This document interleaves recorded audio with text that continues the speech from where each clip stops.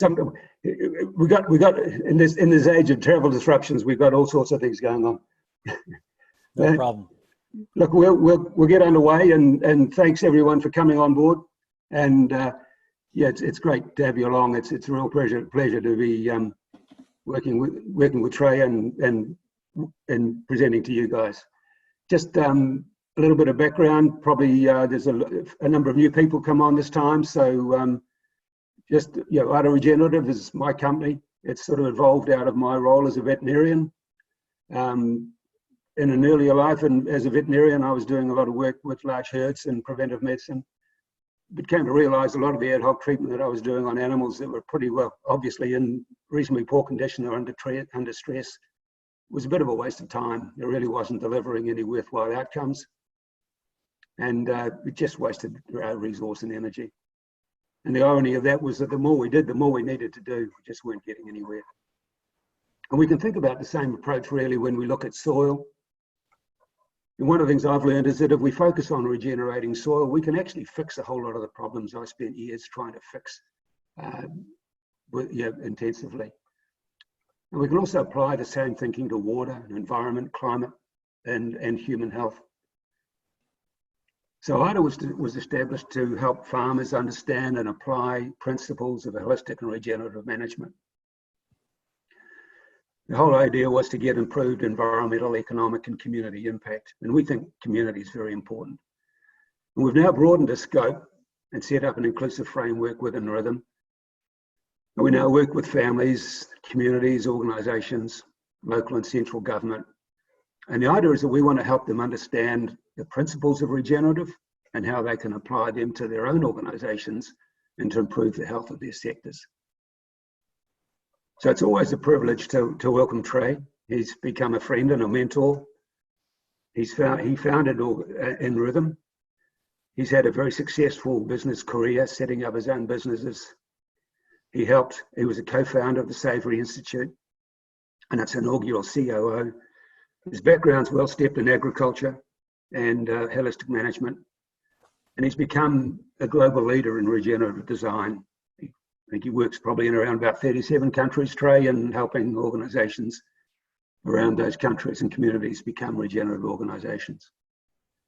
So I'm just going to start sharing my screen, all going well.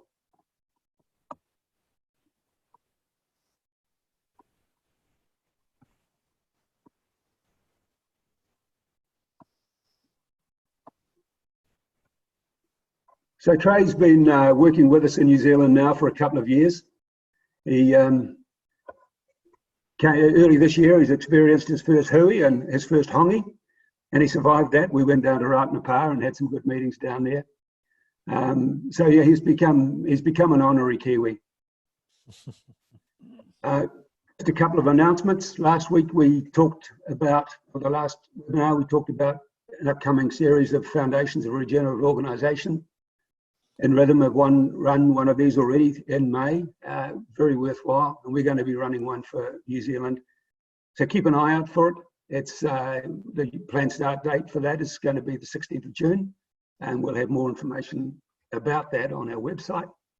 And the whole focus of that is how we can manage your organisation, become a regenerative organisation, so you can get the benefits, thriving members, and the health outcomes that come from that.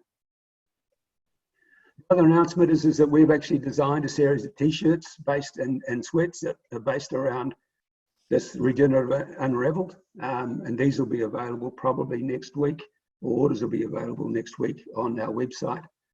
So keep an eye out for that as well. Just probably worth recapping, in the last few weeks we've covered a lot of ground, and just worth thinking about some of the important things that we've covered. This series of webinars was really put on to demystify this whole concept of regenerative. We hear a lot of it's bandied around. There's a lot of discussion, people trying to define what it is, put it in a box, basically comments that it's hocus pocus, there's no substance to it.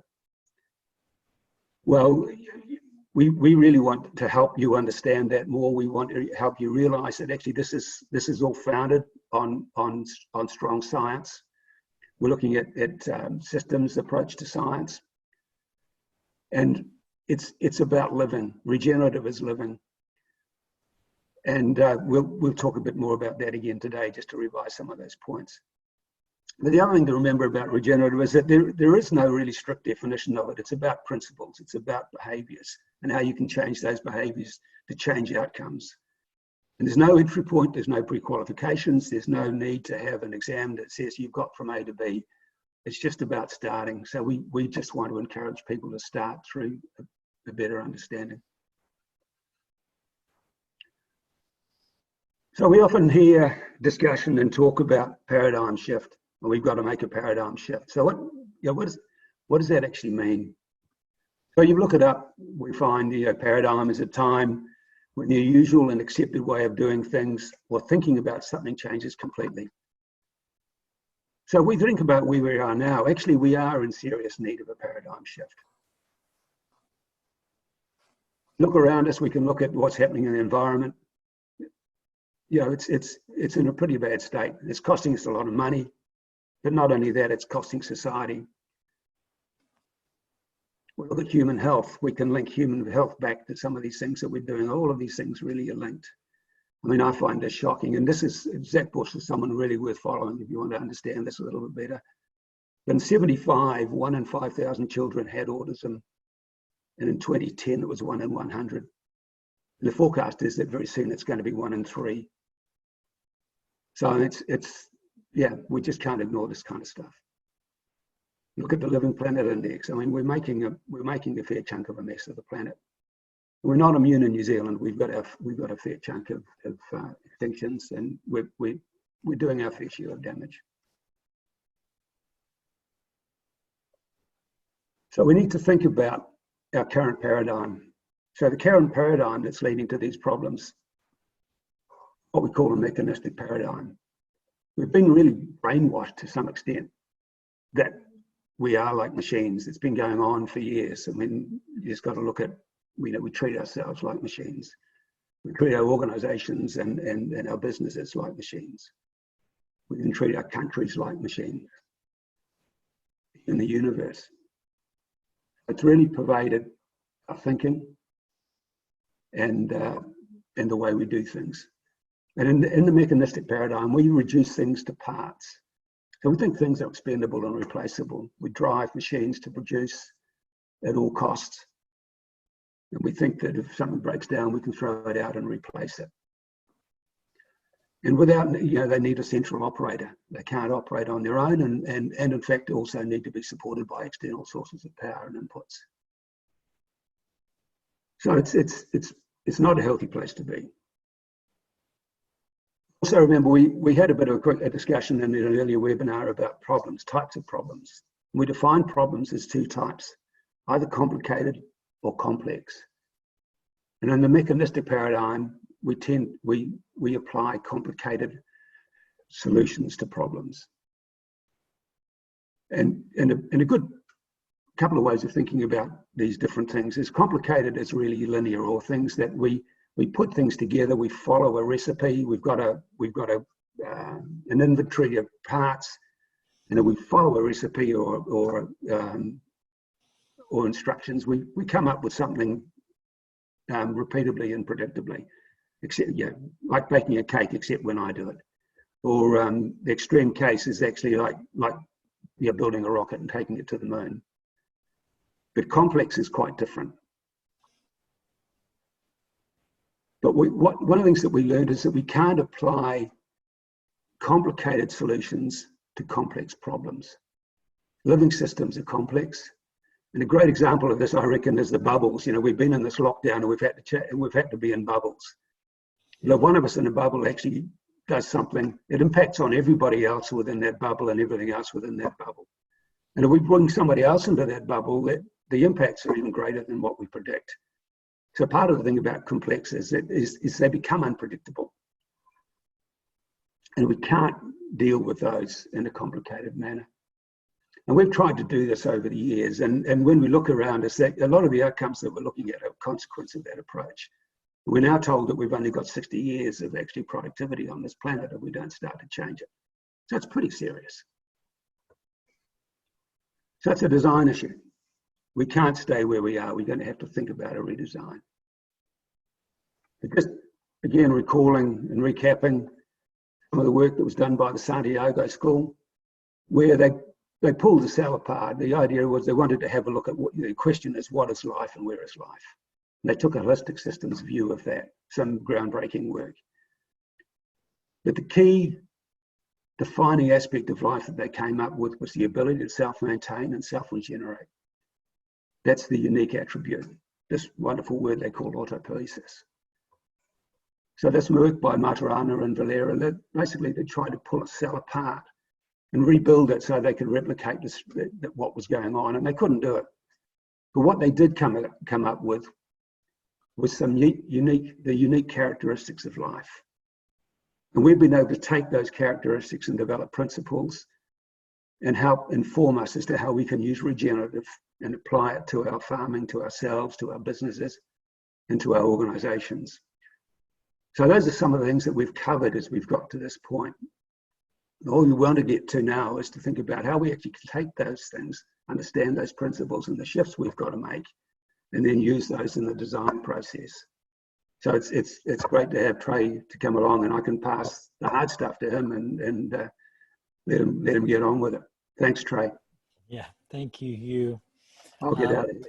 Yeah, glad to be on the call with everyone. Some of you may have heard me speak in the past or be a part of this. Super excited to be a resource in the call today. As a way to, set the stage for what we're talking about, as Hugh has said, we're really beginning to recognize the wonderful power of seeing the world through the eyes of life versus through that mechanistic paradigm.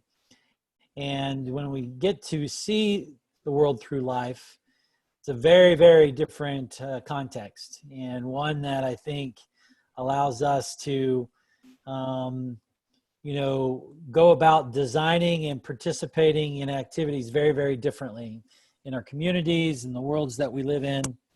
So as Hugh had said to you, with this incredible Santiago work, School from Santiago, in terms of defining life.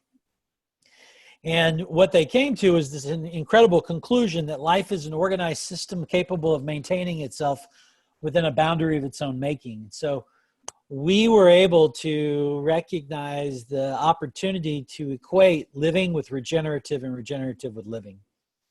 So when we talk about regeneration or regenerative organization or regenerative agriculture, we're just talking about agriculture with life in mind.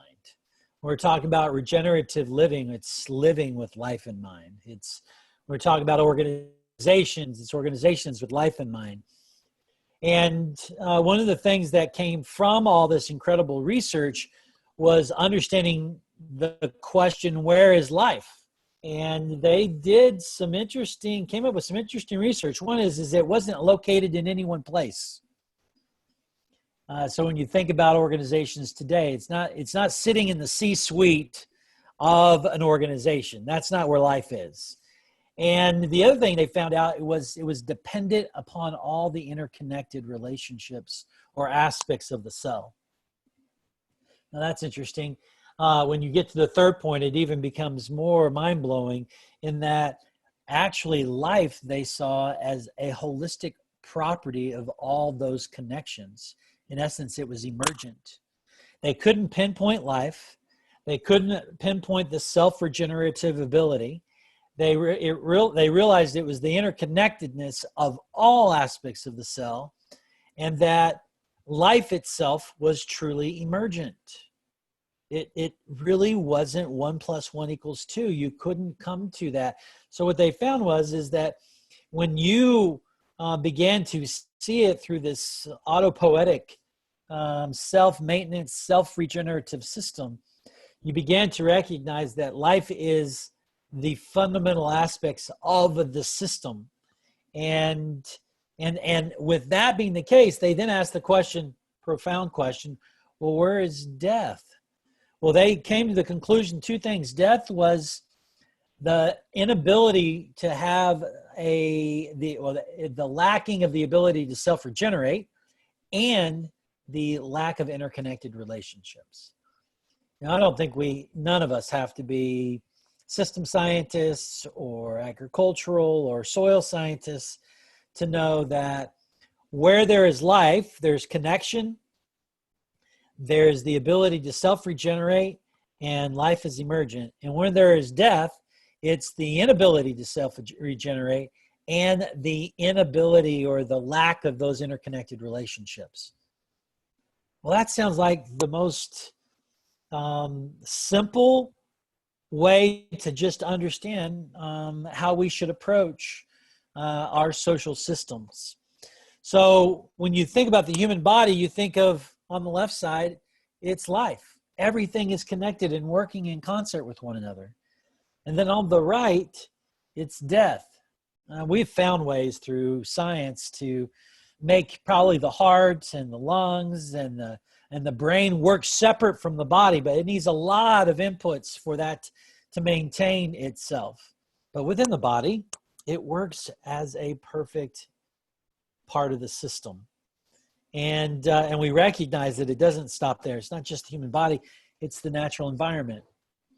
So you guys who are rooted in regenerative agriculture or really creating the conditions for life in the soils, we recognize you can't separate soils from microbes and fungi from earthworms and insects from bacteria and bacteria from microbes.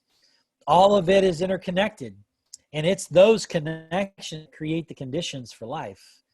You take those connections away, you kill those connections, and you have death. Death that actually does not have the ability to self-regenerate and maintain itself. We see this in organizations too. Departments are not in working with one another. They're in isolation or silos. And that's where we see what we consider the death of real potential or innovation. And to recognize that that's even happening in our communities. We work in lots of communities around the world, and we know when a community is designed for life and when a community is actually creating the conditions for death. So when we think about this machine paradigm, I want us to think about what it creates in terms of expectations. And this machine paradigm, it does some interesting thing. It engineers this idea of best practice. And I just want to step back and explain what I mean by that. When you manufacture a machine is manufactured to do one thing and one thing well, right? It needs to produce as much as it possibly can produce and be as efficient as possible, right? And you can find over time, you can use automobiles as an example. Over time, those automobiles, have gotten far more complicated, but the intention is, how do we increase efficiency and allow ourselves to go as far as we possibly can in a vehicle with the least amount of energy to do so. And that's great, because that is the design of a machine. And so once you've built a machine, you use best practices to do what? Replicate it, to be able to do it again and again and again and again, because you want to get those same outcomes, that same high productivity and that same efficiency. So it actually engineers the idea that best practice is the way that we repeat things. But best practices also, if we go down that path, continues to reinforce this idea of prescriptive structures or designs. So when you embrace best practices, you also embrace there's one way to do it. And that one way is the way that we tell everybody they need to commit to it, so that we can replicate, we can absolutely convince the world that we can do this over and over and over again with these kinds of best practices, with this kind of prescriptive design to get the same results. And as Hugh said, in a complicated environment, we can do that all the time. We can manufacture those automobiles. We can manufacture components to work in a rocket and send it to the moon. We can find ways in everything we've made to have best practices that allow for prescriptions to produce outcomes are repeatable. But when you apply that entire process that I just explained to a living system, you degenerate the health of that system. Well, why would that be the case? Why would we degenerate the health of a system? Because the system is living, it's not a machine. And what's interesting is machines can be measured on productivity and efficiency, but living systems cannot. That is not the measure of health. And in a living system, the thing that the capacity that we're paying attention to, the thing we're looking to understand in a living system, in what we are creating the conditions for, is not productivity and efficiency, it's the health of the system. So in that case, instead of best practices, what we believe a living system does is it informs this idea of principles. And principles that give us the freedom to design in a way that allow us to facilitate flexible frameworks so that we can regenerate the health of the system. Now, when you think about living systems, you think about being able to create conditions. Like if I'm going to be a gardener, right? If I'm going to manage the landscapes of thousands and thousands of hectares, I want to create the conditions so that health is the underlying system that allows for incredible productivity to emerge, but it emerges as from the health of the system, not at the expense of the system. But we recognize that in the machine paradigm, it requires an enormous amount of energy. Machines do not self-regenerate and they do not self-maintain.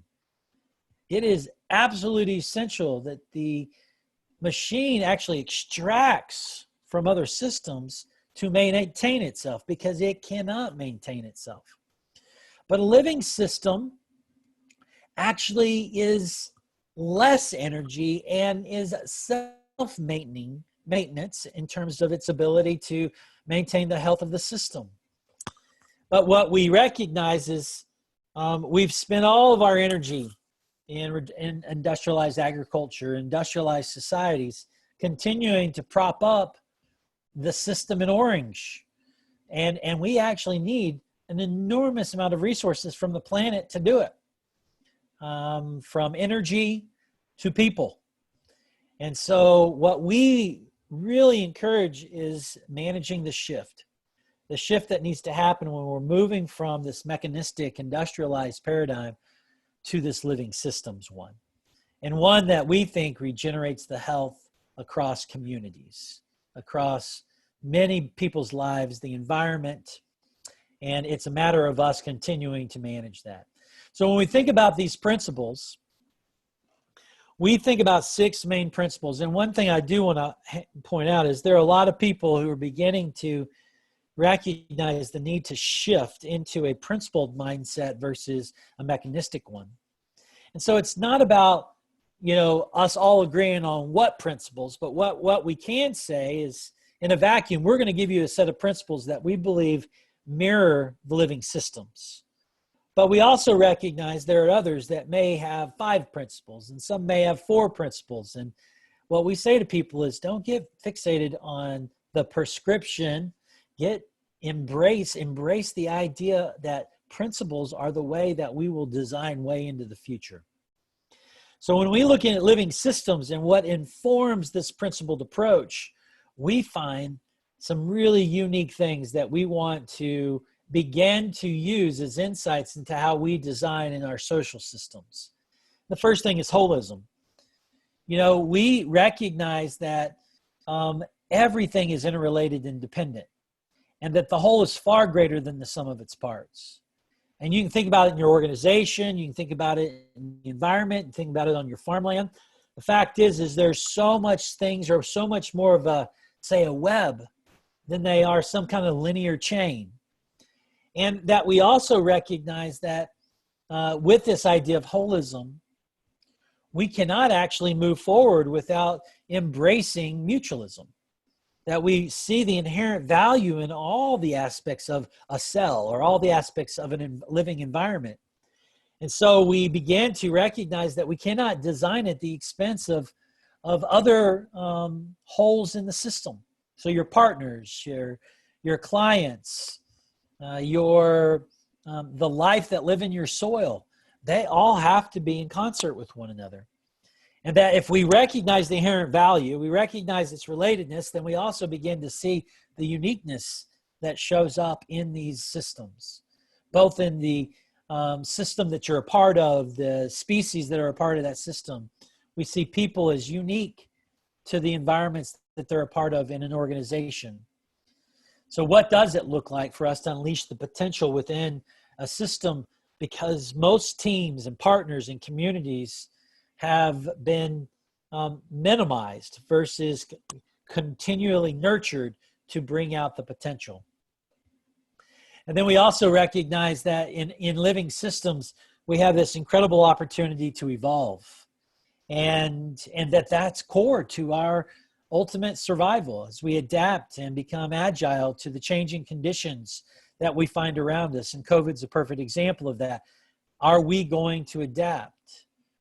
And that we also begin to see that in a living system, just like in the cell, you can't put your finger on what is self-regenerative or where the health of that system is. It's actually, the life is an emergent property of it, and it's actually distributed across all the holes within the system.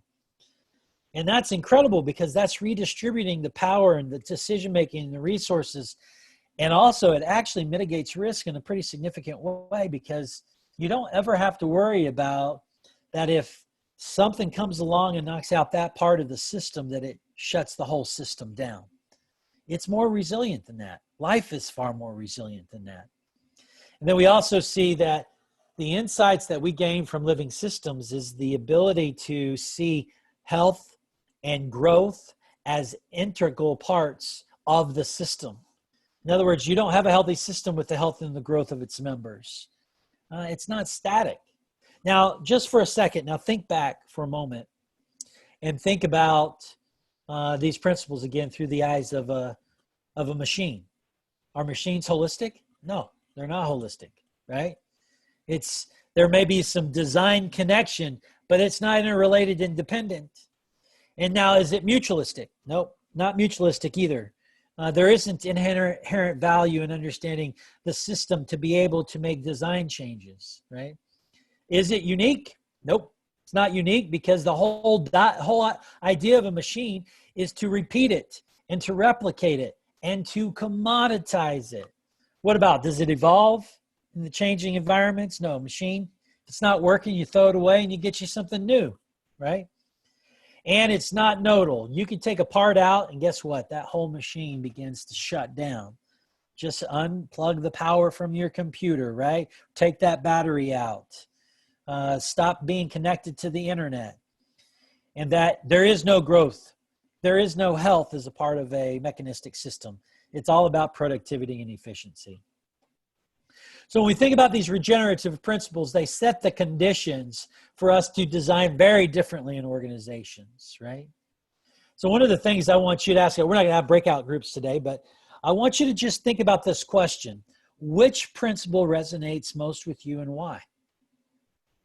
Is it holism? Is it mutualism? Is it uniqueness? Feel free to drop some comments in the chat field. Why? Which principle resonates with you and why? So while you're thinking about that, we're going to move on to just seeing the opposite of life in this idea of mechanistic, right? So you think of holism, the opposite of it is reductionism and silos and divisions. And when you think of mutualism, the opposite being individualism and being selective, and uniqueness is commodity and replaceable. And when you think about evolutionary, you think about static and sacred and perfection and best practices. And nodal, we think about command and control, being centralized. And then developmental, the opposite of that is standard and prescriptions. And so when we think about these, this is what we're playing with as a part of a design process. The mechanistic design, it's clear. We're designing all those because you design it that way to get the most out of it in productivity and efficiency. In life, we're designing for something emergent. I actually think the things we've experienced as society is just a glimpse of what we can experience when we manage and we design with life in mind. So when we move from principles, we then move into these flexible frameworks. And so for us to understand flexible frameworks, we again go back to that complicated or complex motif, where we recognize that when we have things like this, it really isn't about complexity. It's about being complicated, and that we need sets of instructions. Who in the world wants to build that desk without a set of instructions, right? You're not going to go to that desk and say, give me a list of principles so that I can actually do that. Or you wake up on a Christmas morning with a kid who has a whole bag of parts that is there to build a toy, and you're not going to go, okay, now how does the principle of holism work here? No, what you want is a set of instructions, right? That's what you need when you're making things. But when we are managing the complexities of a living system, when we have people involved and we're managing all of the complexity of a economic system with the things that we're experiencing today, we understand that it's all about complexity, and we need a different kind of framework. It cannot be the same framework. So what happens when we apply principles to a complicated problems? We get incredibly frustrated. And what happens when we apply a set of instructions? Frustration to complex environments. So what we want to do is embrace with a new framework. And this new framework really is about, seeing that there is a different context for our decisions. It's all about life. And if life is going to be the context, how do we create the conditions for it? And you'll notice there are some things here as a part of this framework that will be different. Ways of which we can design and process and engage in decision-making, very different than in times past. But at the core to all of this is understanding how we monitor and manage for health. And that's the thing to hold on to. We begin to ask ourselves a whole set of different types of questions. Well, we're not trying to become more efficient at the expense of the health of the system, or we're not trying to become more productive at the expense of the mental health of our people and our communities. What we want is to create the conditions for health so that we can create abundance and resilience as a part of the system. So this is where we spend all of our time, is really making sure that we are embracing an approach that will allow for that kind of opportunity for all of us. So health is the key aspect of how we do that, organizational health. So with that, we also recognize that we've got many people who've come before us, partner of both Hugh and Ada, as well as In Rhythm is the Savory Institute, and they have found ways in living environments to take bare ground and work with nature, work with the principles of living systems, and turn it into life. Right? Life was a part of that system. How do we create the conditions for it to emerge in a short period of time? It doesn't have to be either or. It can be a both and. We can actually create the conditions. The conditions already exist for life to emerge as a part of this design. And we believe that's really what we're all called to do, is to create those conditions in living systems. So when we think about the shifts, it's really moving from parts to wholes, moving from competition to collaboration, moving from recipes and prescriptions to responses, being able to co-design and create solutions that are contextually and community specific, to move from prediction to patterns, recognizing it's not about trying to predict what's going on, it's about creating the conditions for a regenerative response. And to move from extraction to equity, people being the energy source and not as tools, and to allow us to use tools in the place that they're meant to be able to create even more of the future that we want. and to also move from that centralized power to decentralized empowerment.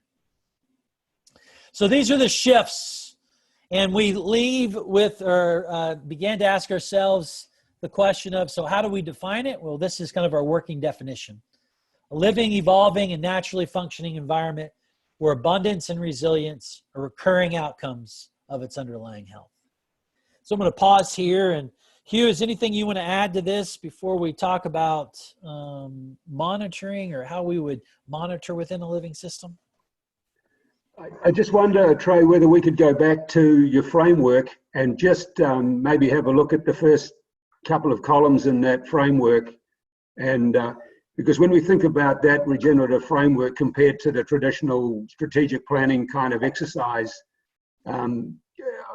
instead of just sort of limiting it to what already exists and shifting those around, the big difference in this for me is what we're doing in those three left columns. It's the defining of purpose. A lot of people get a little bit put off by comments like quality of life and behaviours, but really the way we set those columns up in the design for health is really what makes us different.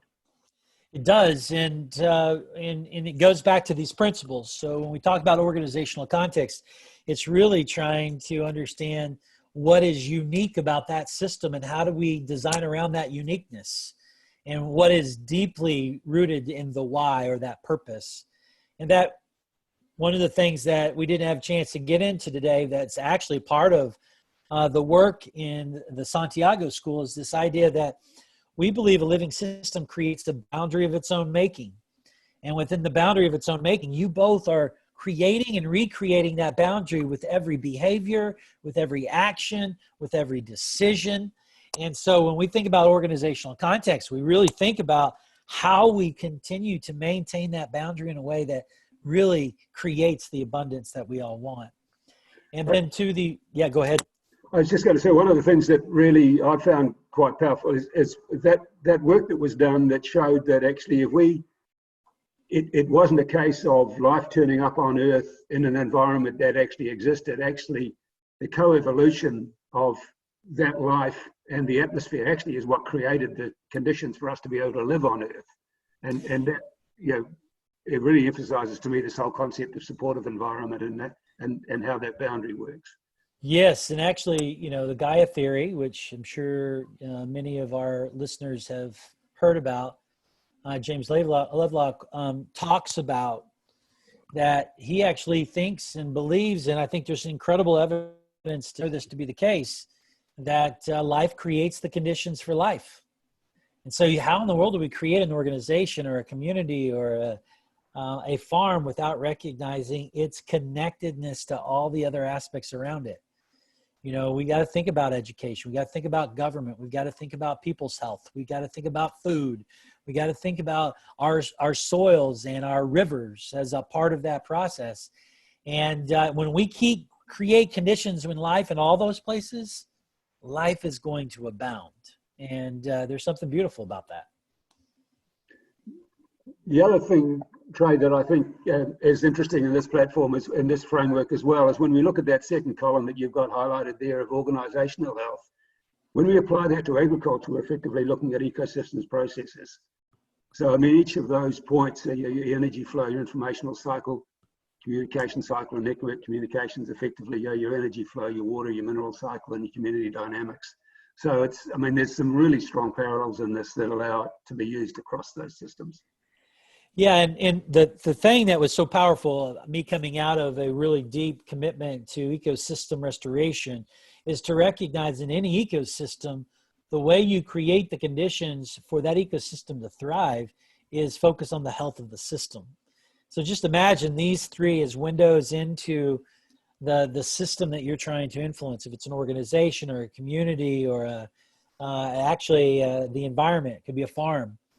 And to know that when we look through and work on and partner within that ecosystem through these lenses, we make very different kinds of decisions. And so what does it look like to create the conditions for people to thrive, and intelligent decision making, the ability for that information to be exchanged across the entire system, and for us to create a diverse supporting community of partners that are there to create the conditions for you to thrive as an organization or as a community or as your farm, just like you're there for them. Yeah, just flagging also for, I meant to announce at the start, if anyone's got questions, just please post them on the Q&A. We'll find time to answer them as we can. But I think the other fascinating thing about this is this whole opportunity to actually use, create an index, look at how we measure it, look what's the health of the system look like, and then how can we impact that through the design process. Yes, so let me just go to that real quick and forward back to where I was. So one of the things that we believe when we are going through this process is recognizing it's always good to understand where an environment may be. And so we take a scale, what we call the organizational index scale, from a degenerative to regenerative level, with transactional being the middle. And here we begin to help organizations, help communities, help operations to begin to assess, so where are they in the design and creating the conditions for health within their system. In the degenerative state, we begin to see health being degenerate as a part of the system. We also recognize transactional is kind of a zero-sum game. It's where we just see a lot of trade-offs. And in regeneration, we're beginning to see what emerges as that 1 + 1 = 3. We begin to see something that's happening where life creates the conditions for life, and things begin to happen in that state that's very different than other states. And so we've applied this across different aspects of the system, and that system allows us to begin to assess the design of that system. So think about the context, structures, and work that we were showing on that framework. Begins to understand the health of that system through those 4 underlying processes of energy flow, informational cycle, network connections, and communication cycle. And then we have an aspect of what we call receptivity, when we're trying to understand, is the system receptive to change? And then begin to see what the trend is as a part of the overall design. And so here we've got an example of just an assessment of where you see a lot of activities that's transactional, yet you begin to see receptivity. It's in the regenerative state, which gives us hope that we can begin trending in a more regenerative way. So what we do is use this as a way to begin engaging in really deep conversation to help change the design of the system, to help enhance the health of the system, and to allow for receptivity to be embraced across the entire system. And this is just another view of what that looks like when you apply it to that flexible framework that we talked about earlier, as a way to begin, working on the system across the entire spectrum. So any questions on that, Hugh? No, that's good. And I think just also we can highlight, just to point out that we're able to provide that assessment to organisations in New Zealand if they're looking to get some understanding of where they sit and how they can then move into applying regenerative design. We also do that in landforms, and we've got a process we call ecological outcome verification, where we use the same approach to actually look at the regenerative status of land and how the impact of farming is working on that land. And rather than slide share again, we can talk about it, but it's the same concept. So we're looking at, again, through those lenses of, in that column of how we're preserving health, and we're looking through the lens of energy flow. We're looking at in mineral and water cycle and community dynamics, how we measure that in a relatively simple and straightforward manner, how we can apply that through to farmers. It's farmers focused so that they can actually learn and recognize and use that in their day-to-day management. So it's a very powerful way to help farmers actually then start to assess where they are and apply that as a tool. And then we can oversee that.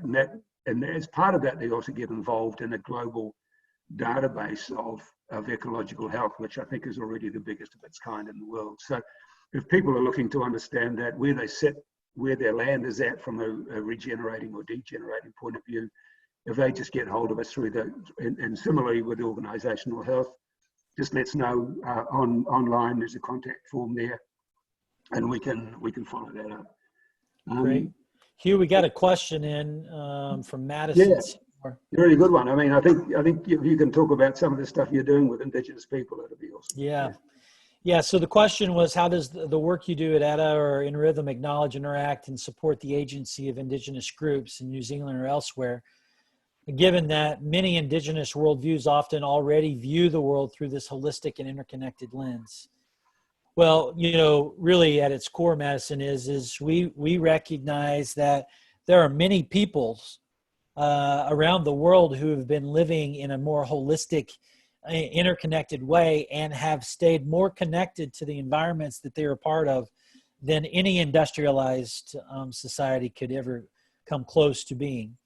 And so one of the things that we really look to is the Indigenous world to lead us in this kind of way, where what we need to do is begin to recognize that our system should be designed with that kind of Indigenous knowledge. And if it's the Maori or if it's any of the other cultures that exist in, say, Africa or in South America or in North America, all the different continents, we should embrace that as a part of the design process.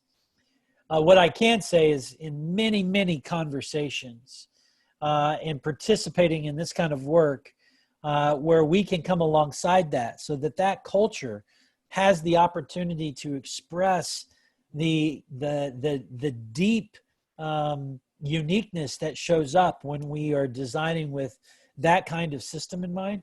It provides an enormous amount of insight to changing and not having to adopt the current industrialized system, which will do nothing but extract. And of course, we can get into all colonialized storytelling to say how that's not served us from a societal standpoint.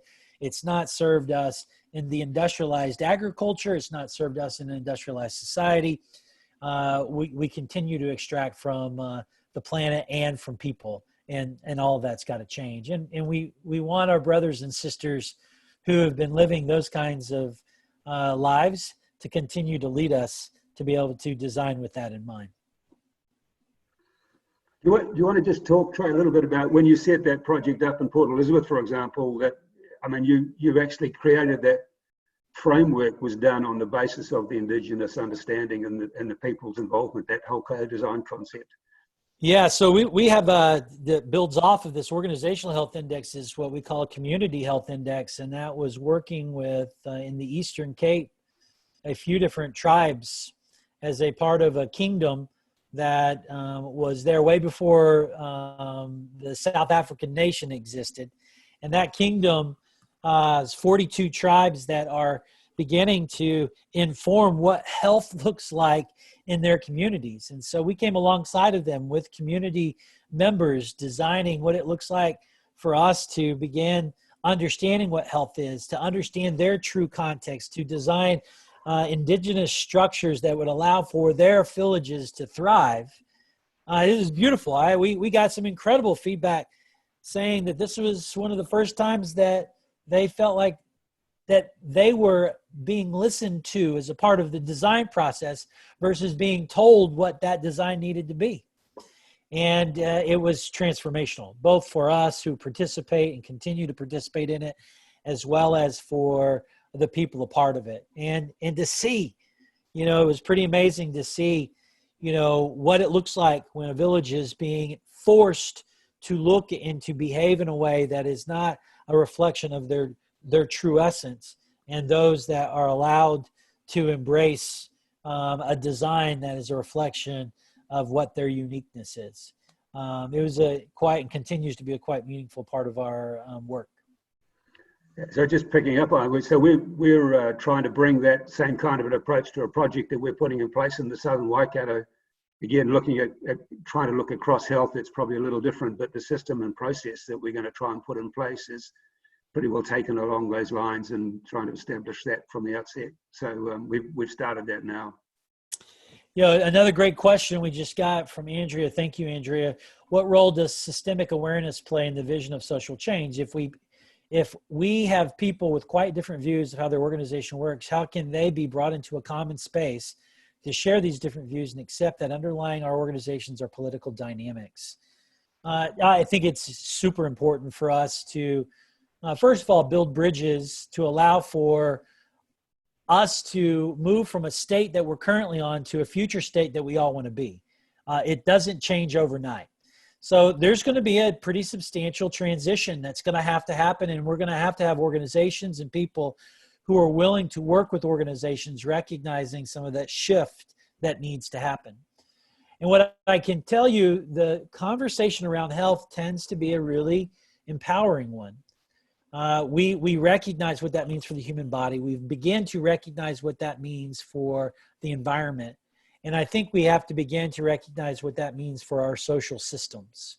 And when we can say, what does it look like to create the conditions for health, and then let people design for what health can look like in their systems, I think you're going to have far more people coming together than you feel like they're going to be separated.